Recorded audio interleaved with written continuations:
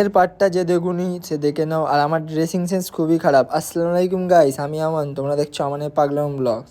তো জানি আমার ড্রেসিং সেন্স খারাপ, কিন্তু কিছু করার নেই, যেমন আসে তেমনই পড়ছি। আর এই মোবারক হলের ভিতরে আমরা ঢুকে পড়লাম, ম্যারেজ হল। তো এইখানে আমি এই প্রথমবার আসলাম।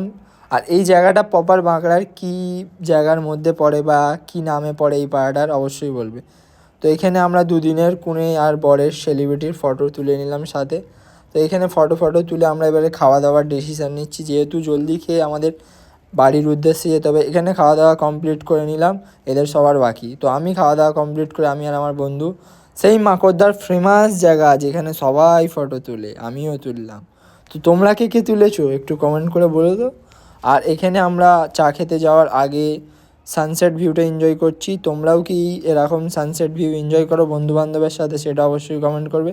আর আমার ব্লগ ভালো খারাপ যা লাগুক অবশ্যই কমেন্ট করে